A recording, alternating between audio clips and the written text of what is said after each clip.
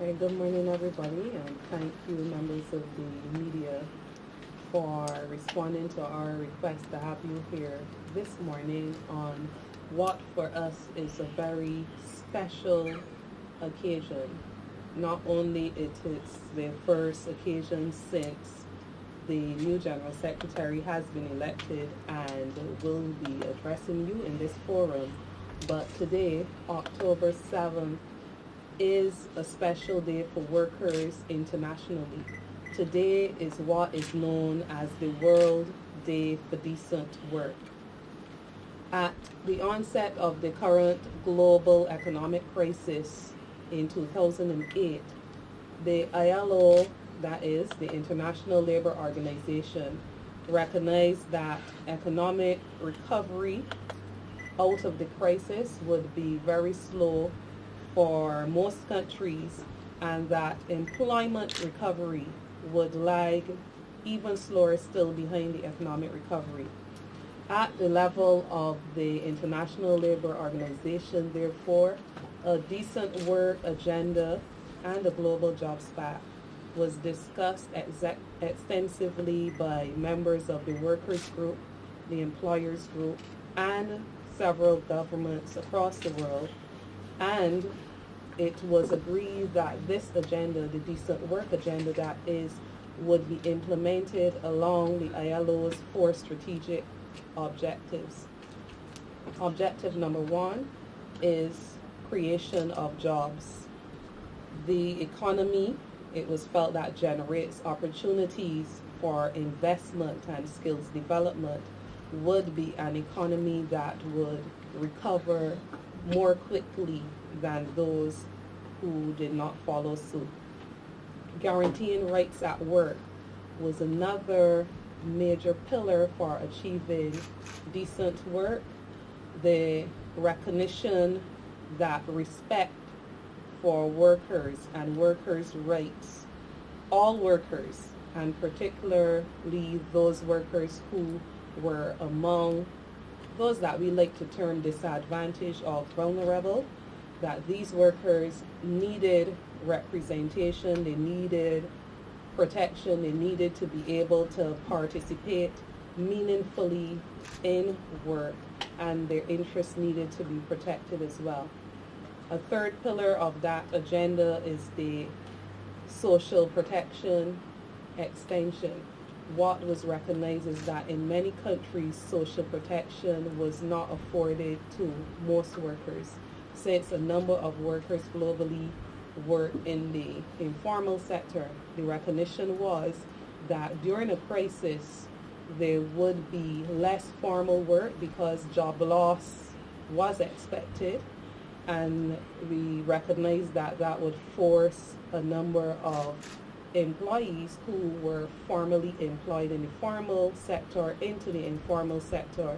So guaranteeing social protection became an even greater objective of the ILO post 2008. And finally, promoting social dialogue. Today, on the World Day for Decent Work, the theme that is being observed by unions throughout the world is justice for workers and climate justice.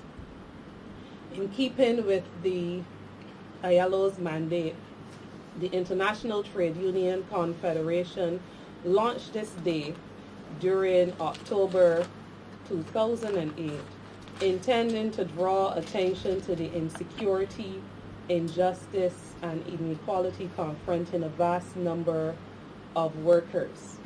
As we speak about climate justice today, many of you present this morning and many of our members, no doubt, and the public at large would be wondering why the BWU would be choosing to give attention to issues of the environment when there were so many other pressing economic challenges confronting workers, and workers in Barbados in particular, that needed our attention and needed our voice.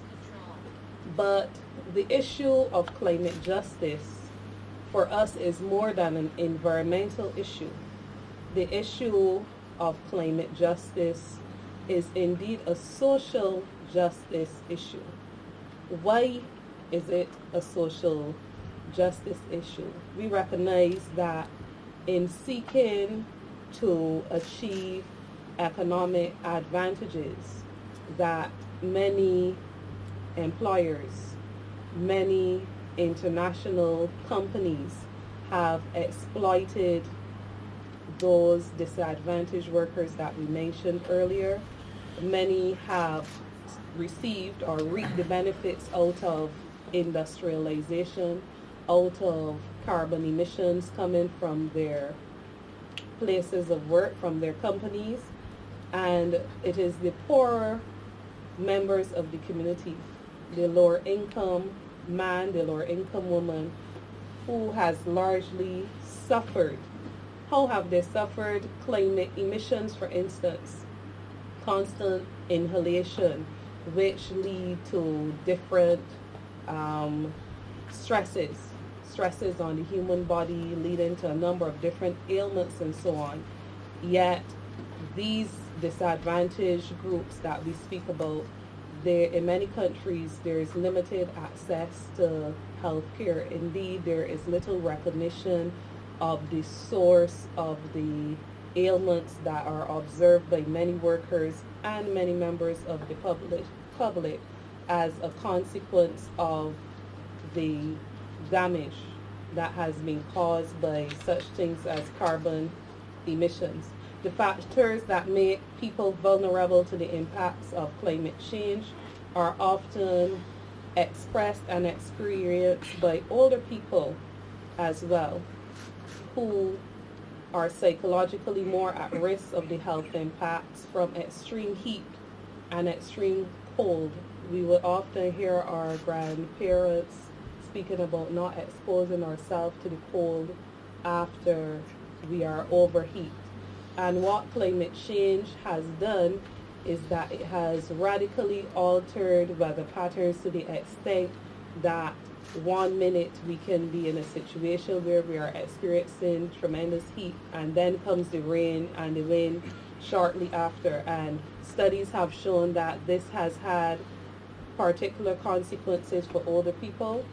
Also, when we consider that climate change is a factor that has impacted the weather systems and leading to most extreme weather patterns, and it has caused a number of fires, floods, hurricanes, and other natural disasters. It is really the poor people who become most vulnerable when we think of the housing.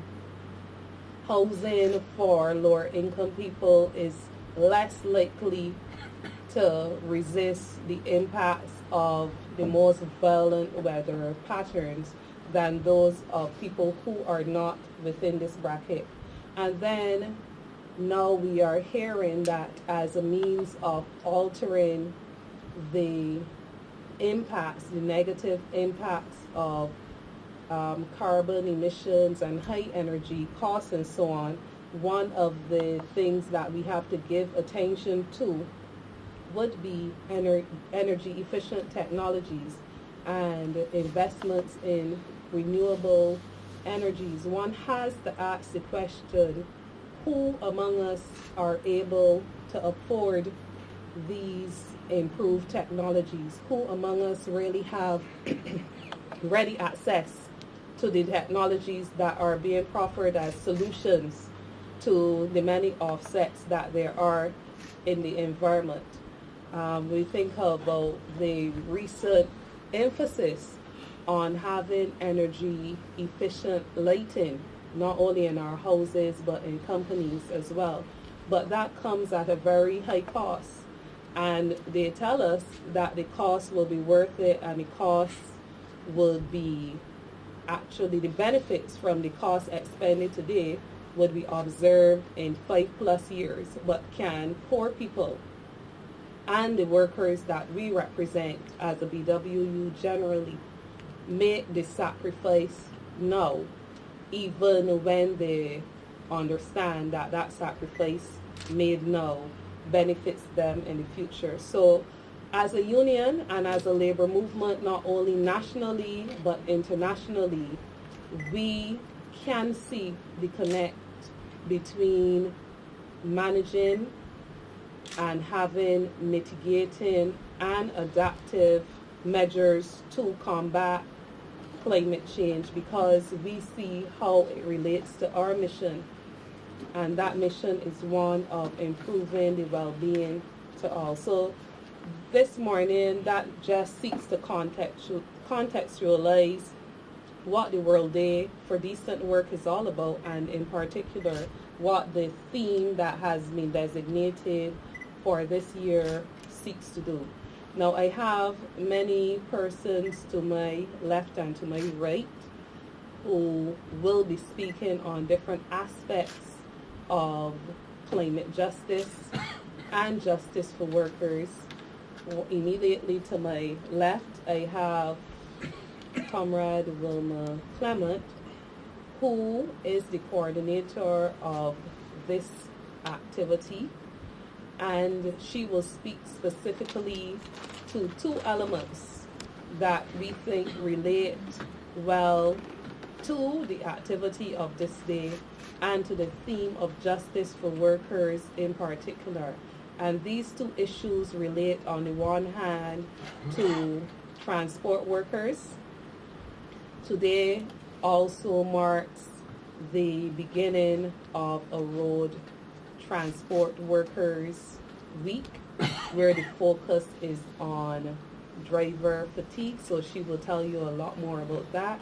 And on the other hand, she will speak about the justice for workers as it relates to those workers and those members of ours in the ports as it relates to handling containers. To her left as well is Mr. Ian Stewart, who is manager of operations at the Barbados Port Inc., and he will also address you very briefly on the issue of container handling and the efforts that the Bridgetown Port, the Barbados Port, is making to address this concern for workers there. And to my far right, we have Linda Holder from the Transport Board, who would also be speaking to you, addressing the impact of fatigue on workers and inform you a bit of what the Transport Board will be doing in that regard. So with that said, I will turn over to Wilma immediately, and she will update you further.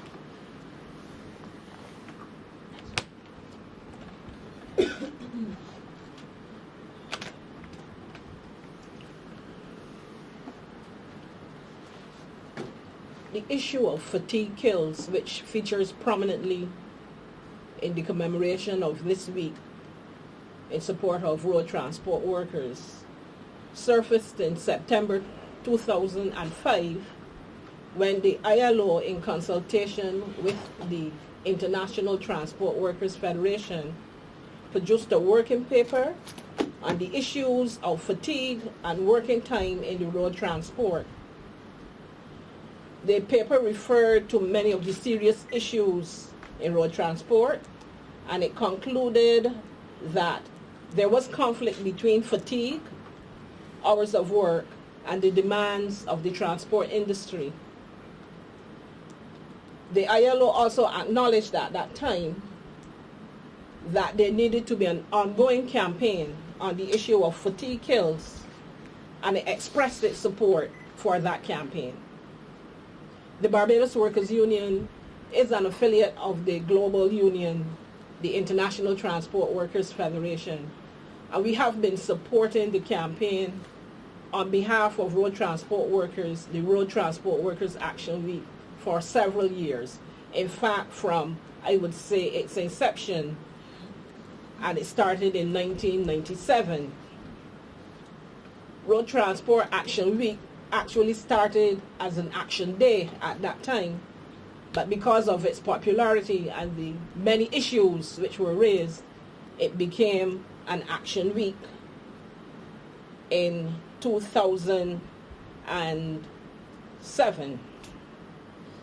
This year, the theme, Transport Workers Fighting Back, Organizing Globally, recognizes that fighting back and organizing against climate injustice and the assault on the workers' rights is very important for transport workers. We will, over the period of today and ending on the 12th of this month, host several activities. As you have heard from the General Secretary, we are looking at the issues of not only fatigue, but what is happening in terms of the emissions, as you have heard, the proper maintenance of the vehicles so that those emissions are reduced or eliminated, the heat which the operators, the assaults on transport workers, and not only operators, but those persons who handle cash, who are the frontline persons and who deal with the public on a day-to-day basis. The issue of violence against transport workers is one that's very dear to us and forms part of the Justice for Workers campaign in which we are involved. This week, the Committee of Management of the Transport Board will be working with the Barbados Workers Union to host several activities. One very important activity which we have been doing over the last few years is a visit to all bus terminals and depots. That gives us the opportunity to not only address the workers, but to hear what their challenges are, to advise, to guide, and also to encourage them to give the excellent service that we know they can do, but that we have been promoting as well. We will also be engaging in a reflaying on the grave of one of our comrades, former comrade Hudson Lane, who was a member of the committee and who died 1 year ago. And that is in memory of him because he was a very strong supporter of the Barbados Workers Union and the Transport Board Committee. There will also be a games evening which we will use in an effort to bring transport workers together and to foster that camaraderie which is so important for worker solidarity. As part of our response to embracing and appreciating the environment, we will have a hike on the 12th of October, and our special activity will be a health challenge for all transport workers, which will take place over the next 6 months. And this challenge is in an effort to encourage transport workers to live healthy lifestyles by engaging in physical challenges, participating in discussions, seminars, and health talks, but also by increasing their own health screenings, ensuring that things such as blood sugar and blood pressure, their weight management, all these things are controlled. The initiative of the Health Challenge is fully supported by the Barbados Workers Union. We recognize that in an effort to deliver fast and efficient service, it's not always possible for an operator and a transport worker generally to be up and about to move around to get the kind of mobility and exercise that they should. So we are encouraging them to be part of this health challenge and to step by step improve their own physical health, but also their mental health, and as they pursue the steps in the challenge, to bring along with them their comrades at their workplace, either in their sections or in the workplace generally. The Road Transport Action Week is one which we have been using not only to address the issues of transport workers here, but also to express solidarity with transport workers throughout the world. As you have heard, it's an activity that spreads throughout the world, and the International Transport Workers Federation has more than 5 million members affiliated. Almost every country that's affiliated has a transport workers division. And so transport workers will be given the opportunity this year to share with each other, to hear what's happening in the several unions and countries, to guide each other and to lend support, so that we expect that the workers' solidarity and the workers' justice that we've been talking about will be something that's within reach and something that's achievable. The other good thing about Road Transport Action Week is that it allows us to demonstrate the collaboration between our union and the workplaces where our members are. And so we have with us this morning Ms. Linda Holder, who is the marketing manager of the Transport Board, and who has graciously agreed to join us this morning and to share some thoughts about road transport workers. And I will take this opportunity now to invite Ms. Holder to share with us.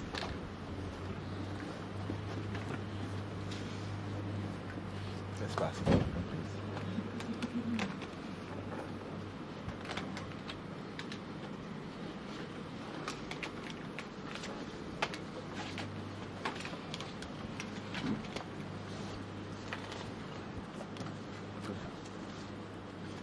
Thank you, Ms. Clement. When we at the Transport Board was told about the Road Transport Workers Week, and particularly the topic, fatigue kills, we wholeheartedly endorsed what we were told was going to happen. As everyone here is aware, bus drivers' life is really spent behind the wheel, and it can be quite a stressful job, dealing not only with the challenges of day-to-day travel, but the interactions with the traveling public as well. The job of a bus driver entails having the lives of hundreds or maybe thousands in your hands, not just the persons on board the bus, but pedestrians walking on the side of the road, or persons in other cars as well. And we believe that there need to be some recognition of what they do, along with the fact that the sedentary lifestyle that being a bus driver entails needs to be looked at. So the health challenge that Ms. Clement spoke to, we endorsed it wholeheartedly. A sedentary lifestyle, as we all know, leads to many lifestyle diseases, and those diseases will not only trigger some reaction immediately, but there are long-term diseases. And even when you stop being a bus driver, you will still suffer from these diseases that were caused by that time in your life. From the time a bus driver arrives at work and commences his bus check around 4:30 in the morning until whenever he returns that bus to its holding bay at the end of his duty, he is wholly and solely responsible for everyone that he has to deal with, either on the bus, as I said before, or on the road. These people are not aware of the challenges that a bus driver is dealing with, and a fatigued bus driver can lead to a mass casualty through simply dozing off. There is something called a micro sleep that the scientists say occurs when you drift in and out of sleep without even realizing it. And these naps are usually fatal and are the main cause of fatigue-related crashes when the driver runs off the road. These are usually very serious because the driver doesn't brake. He's asleep for that short time. I know a lot of us have experienced that ourselves, and we know other people who might have suffered from the same thing. The long-term effects of that can possibly be loss of life. We at the Transport Board believe that that needs to be addressed in a holistic manner, and the Barbados Workers Union has been working with us. There are parameters and timelines in place where a driver is supposed to not work within a certain number of hours just to ensure he can get some rest. But we also have to ask that drivers and the general public assist us in that. It is quite easy to ask a driver after he's finished his job to drop you somewhere, to take you somewhere, not taking into consideration that he has been driving all day. When that happens, you lead to possible other issues. So that is the area where we would like some assistance, and we ask everyone, all of Barbados, to assist us in that manner. The Barbados Workers Union has proposed a health challenge, and as I said, we wholeheartedly endorse that challenge because of all the challenges that come from being stuck behind a bus wheel for a long period of time. And we know that once we work together and we get the buy-in from other persons, we will see not only a healthier bus driver, but by extension, a safer environment for all of us. Thank you.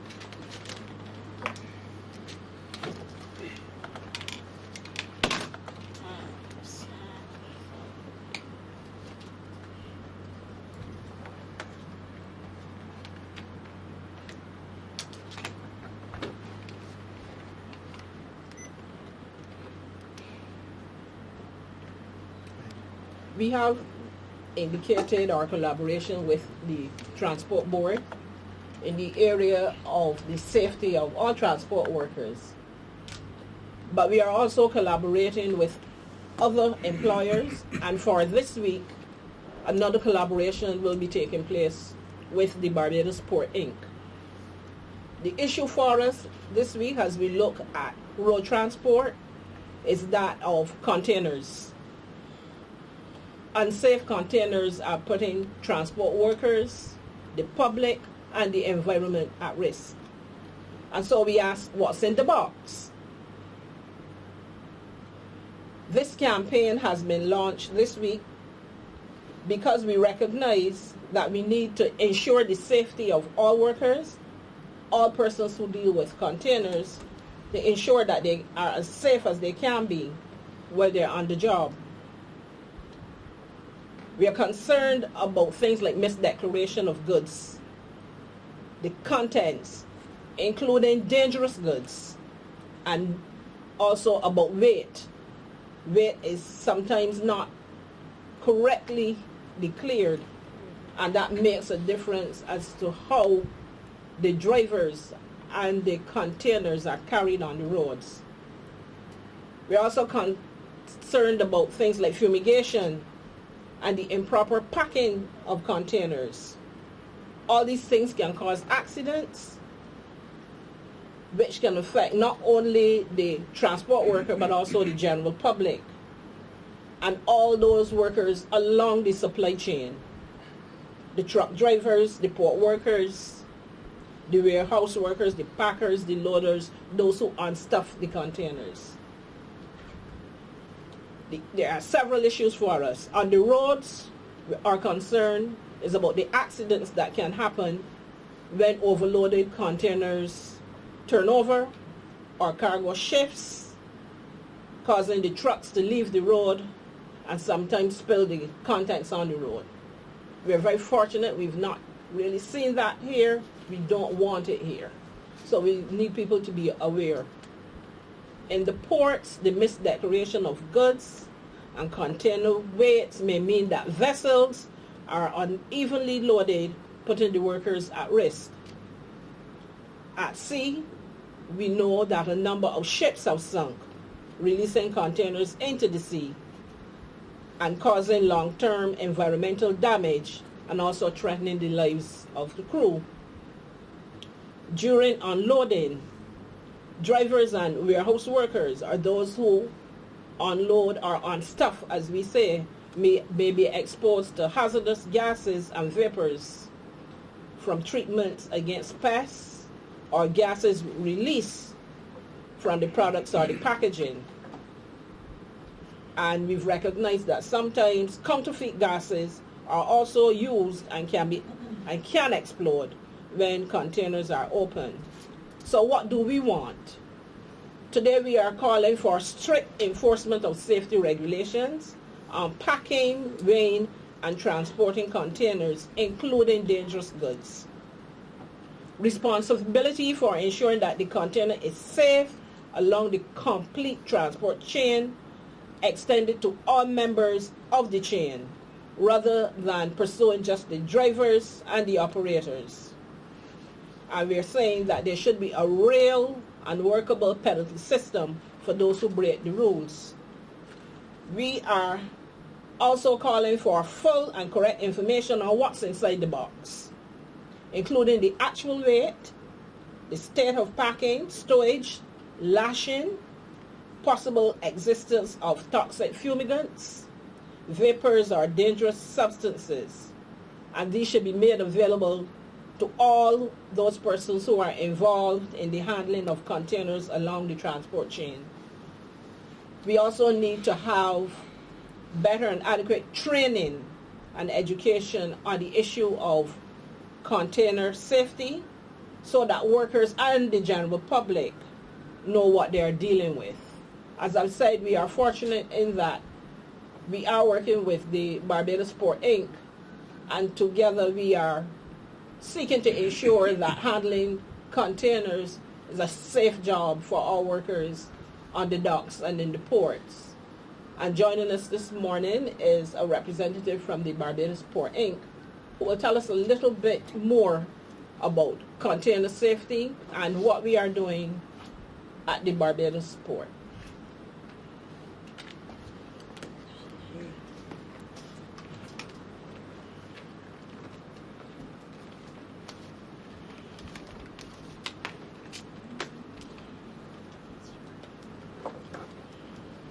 Mr. Stewart, it's over to you, and you can share with us on containers and what we are doing at Barbados Port Inc.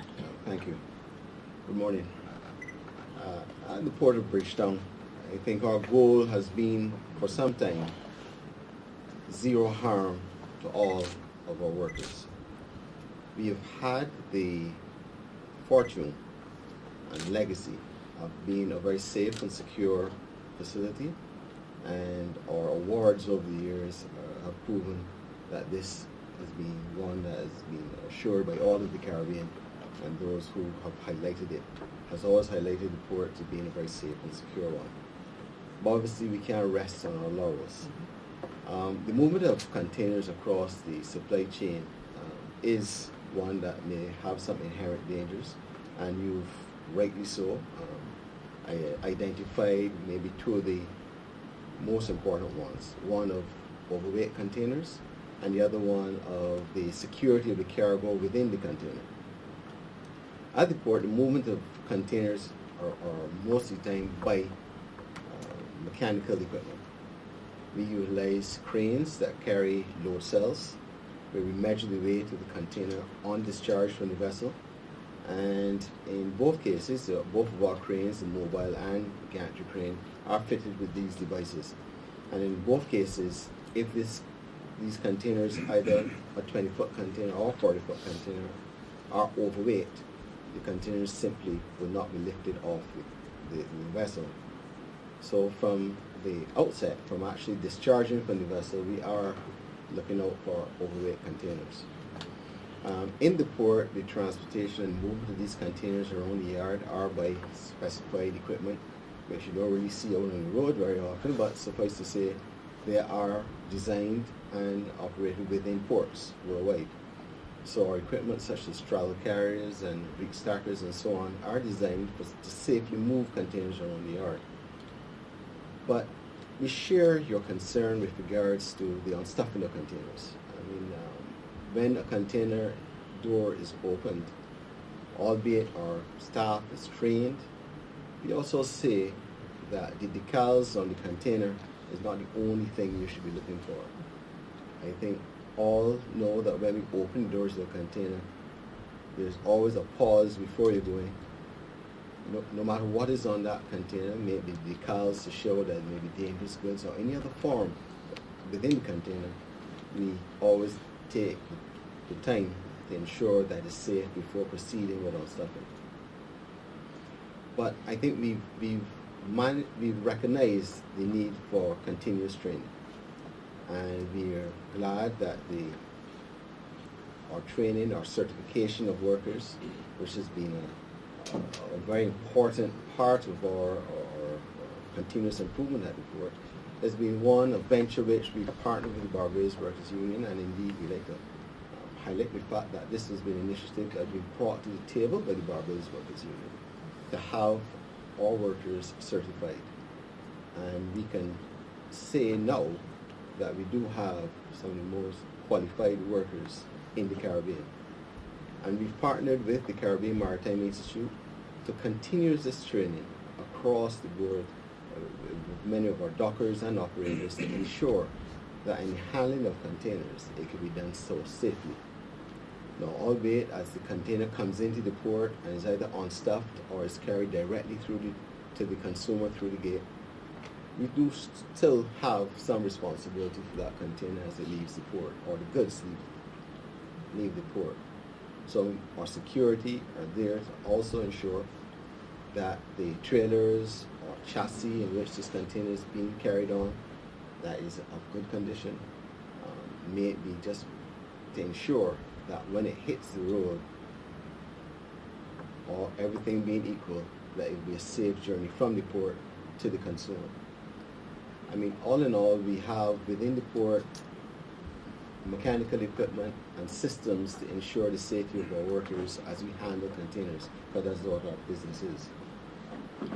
We also have within the port, though, a medical facility, a free medical facility to all our workers, to ensure not only that their day-to-day operations will be done in a safe manner, but they can also take care of their health on a day-to-day basis.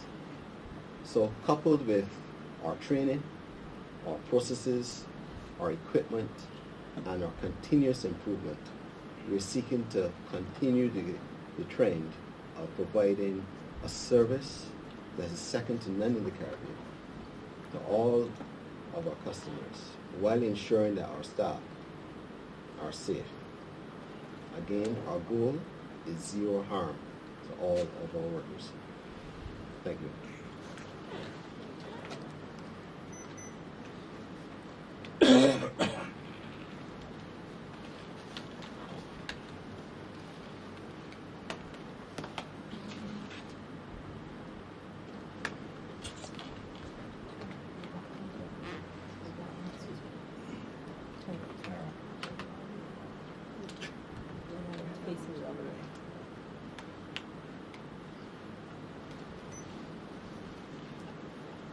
Part of our effort here today on this World Day for Decent Work is in keeping with our mandate to educate not only our members, students, but the public at large on a variety of issues which we regard as being particularly important to them as they consider their roles in the workplace and more generally the future sustainability of their families as we seek to obtain or secure a better future for all Barbadians. Before I develop this more fully, I would wish to introduce my colleague on staff, Cindy Green, who will make you aware of a very special activity that we have planned for students coming up later this month, in keeping with the theme of climate justice as well.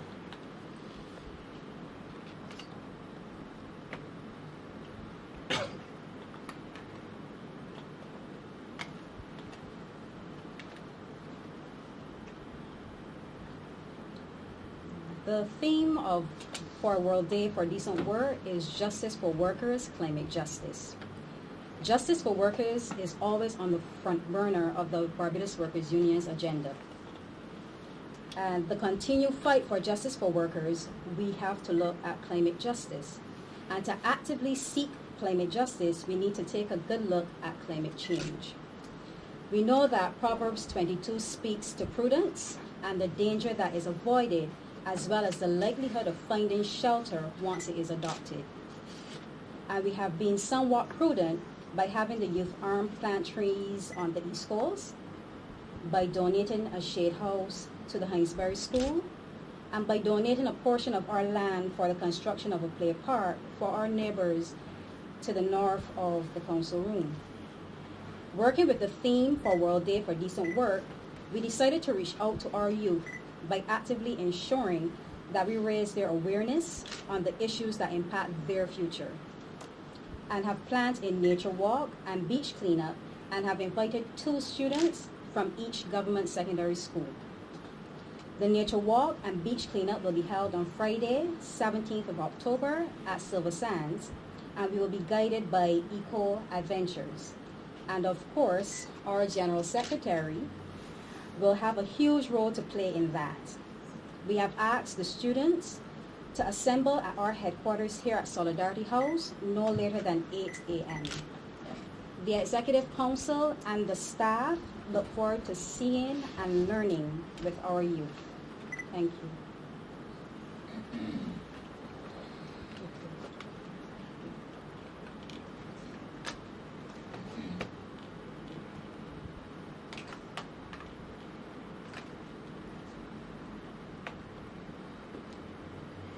This morning, we also have with us Mr. Robert Dabney. He's consultant with the Center for Policy Development in the Caribbean.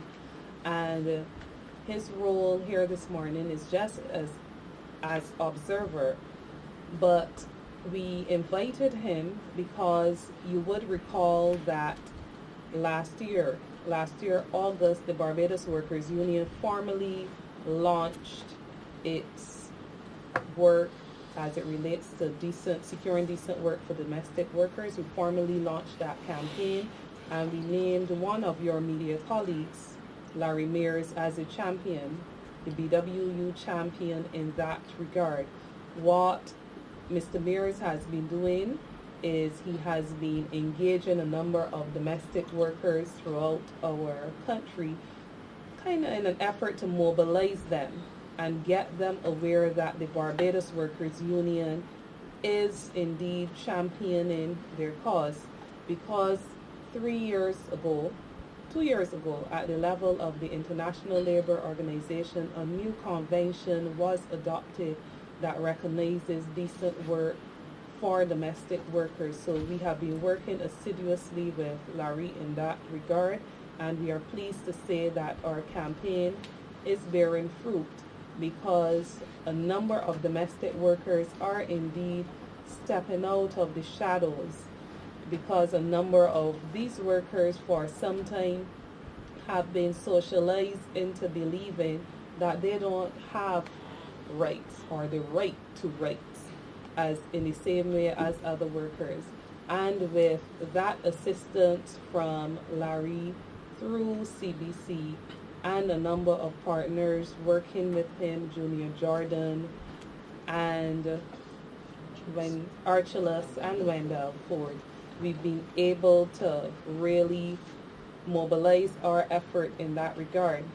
But today, as it relates to our partnership with the CPDC, they have sought to have us make you, the citizens of Barbados, aware that as we proceed with an agenda for social justice on World Day for Decent Work, that attention needs to be given to the work of the CPDC in partnership with the BWU to have artisans and domestic workers who were recently, some 5 years ago, added as categories considered for skilled workers, skilled movement of work within the Caribbean region, to have legislation enacted that would enable these groups, that is artisans and domestic workers throughout the region, to take advantage of their rights. We recognize that domestic workers and artisans, they play a very critical role in the labor force of our societies. Domestic workers, they are the ones often taking care of our children, cleaning our homes, ensuring that we can come out and do the work that we do on a daily basis. Artisans, a category of work that has been overlooked for its importance to society and its contribution to our GDP. Masons, carpenters, tailors, and so on. We are calling for protection in many areas for these most vulnerable groups of workers. The Barbados Workers Union is therefore utilizing this occasion, the World Day for Decent Work, to again call on the government of Barbados and other member states within the Caribbean and CARICOM in particular to honor the commitment that they made to the people of the Caribbean by swiftly moving to implement a regime that will see both domestic workers and artisans gaining certification as a CSME skilled worker and being able to tap into the employment opportunities that they have been afforded and that commitment has been given to for them. So with Mr. Dabney and with Chantel Monroe Knight, the Executive Director of the CPDC, we are undertaking to push this issue.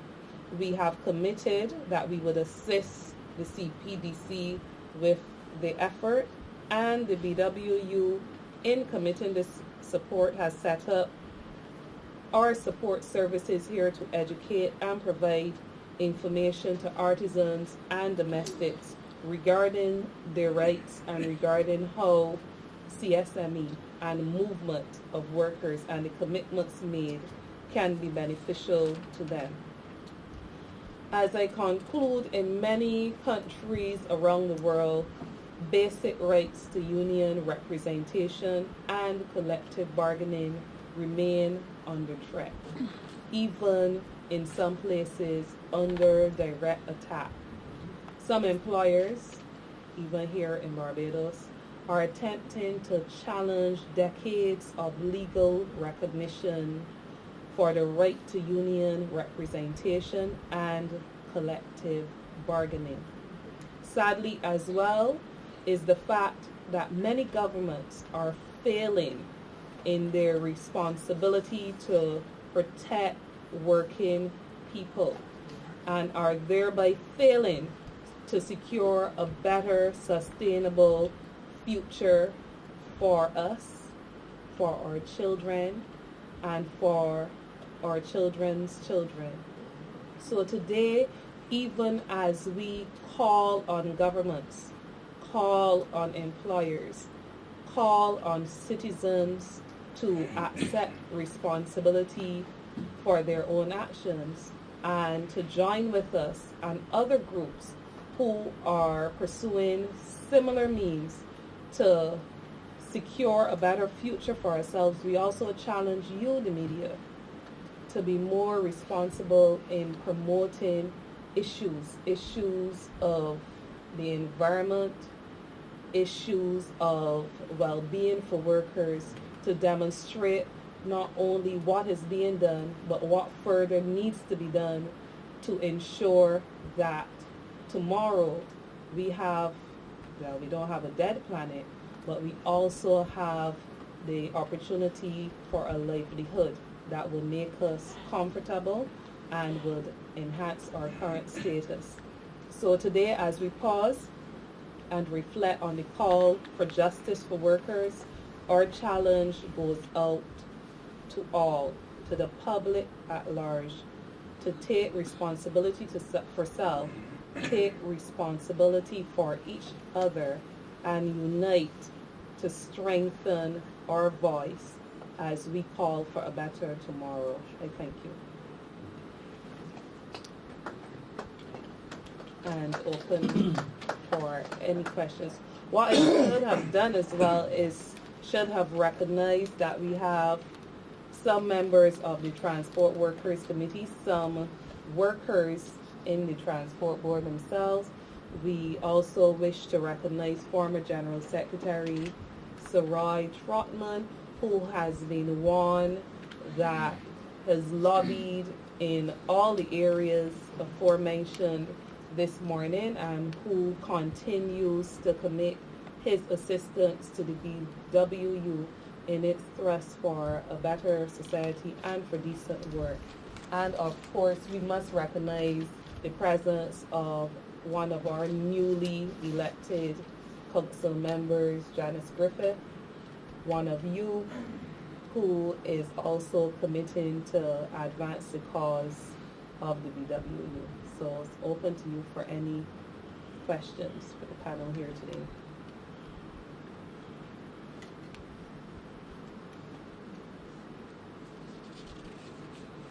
And if you're none, we are equally happy. I think you've told them everything they need to know. Yes.